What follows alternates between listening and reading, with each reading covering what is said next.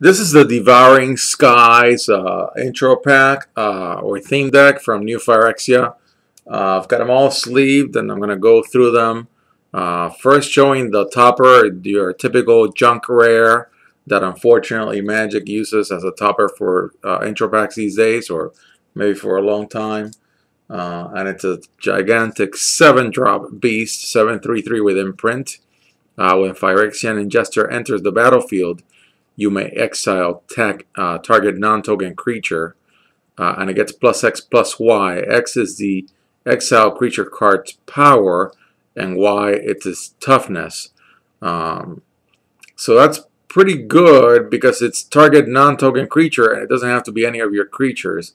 Still, as a 7-drop, you're probably going to be either winning the game or losing the game without this card. Then 2 of Augury Owl, 2-drop bird from Magic 2011, a flyer, so a 2/1/1, and you can do scry 3.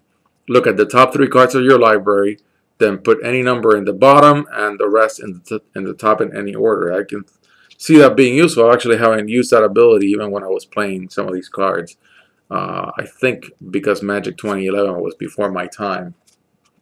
Then 1 Silver Mirror, a 2-drop that gives you blue mana.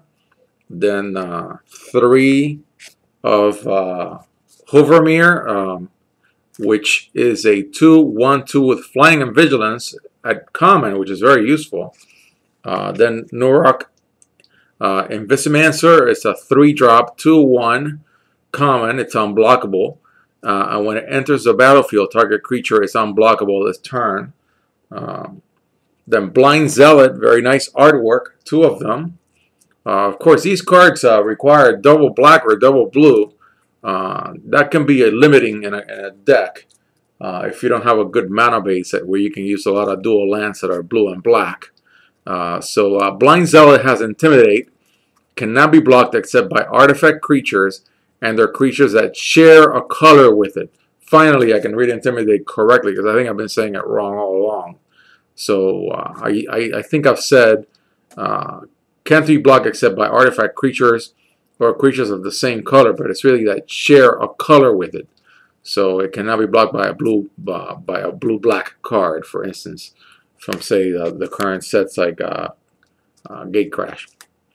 Necrogen Scudder, one of them. It's a 3-drop uncommon horror, 3/3/3 flyer.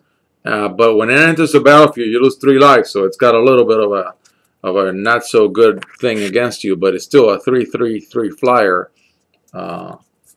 Could be very useful. Brass Squire is a 3/1/3, and when you tap it, meaning you're not going to use it to attack, you can attach target equipment you control to target creature you control. That can be really useful if you've got one of these heavy equip cost artifact equipments. Kilnwalker is a 3/0/3, a wall basically. When it attacks, it does get the +3/+0 until end of turn, so you can use it to attack. Kind of weird that it would be in a blue-black deck. It almost seems like a red deck kind of card, in my opinion. Mortis Dogs, a 4/2/2. When it attacks, it gets +2/+0. And when it's put into a graveyard from the battlefield, target player loses life equal to its power. That could be very useful. Then 1 Darkslick Drake, a 4-drop 2/4 flyer. When it's put into a graveyard from the battlefield, you draw a card. That can be useful. Then 2 of Impaler Shrike, 4/3/1 flyer. When it deals combat to a player, you may sacrifice it. If you do, draw 3 cards. Wow, that could be really great. Then Dementia Bat, which is a 5-drop flyer 2/2. And for an additional 5, you can sacrifice it and the target player discards 2 cards. That seems awfully heavy for what it gives you. 5-drop Spire Monitor, 5/3/3 flyer with flash, meaning you can cast it as an instant. Not terrible, but definitely limiting. 2 of Vapor Snag, which is always a house favorite, because not only do you force your opponent to return a target creature to its owner's hand, but also the controller loses 1 life. Then also Doomblade, which I really almost cried when it rotated out because it is so useful as a 2-drop destroy target non-black creature. It would have wreaked havoc in the current standard, in my opinion. Copper Carapace is a 1-drop artifact equipment, and the equipped creature gets +2/+2 and can't block. But it's got a 3 equipment cost, which I think is a little on the heavy side. Then you've got Viridian Claw, a 2-drop artifact equipment. It's only got a 1 cost to equip, and the equipped creature gets +1/+0 and has first strike. I consider the first strike to be the better thing than just giving it +1/+0. It's not that much. Then a 3-drop uncommon from Magic 2011, Warlord's Axe, artifact equipment, and the equipped creature gets +3/+1 with a very heavy 4 equip cost.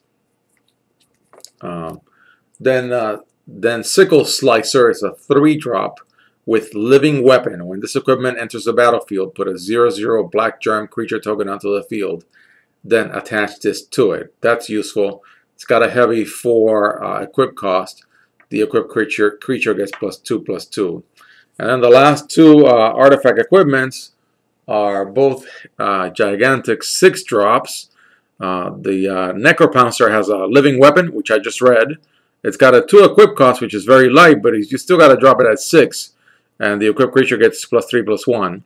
The Argentine Armor, which is a rare from Scars of Mirrodin. This often happens in small set intro packs that you think, oh great, I'm going to buy this intro pack for the small set. I'm going to get a couple of rares from it. No, somebody decides to drop you a rare from the big set in the blog, which happens to be Scars of Mirrodin. That's not nice, but you know, this is an okay card. Argentum Armor. Equipped creature gets +6/+6. That's pretty good, but it's got an equip cost of 6. So you're really dropping a total of 12 mana in two different.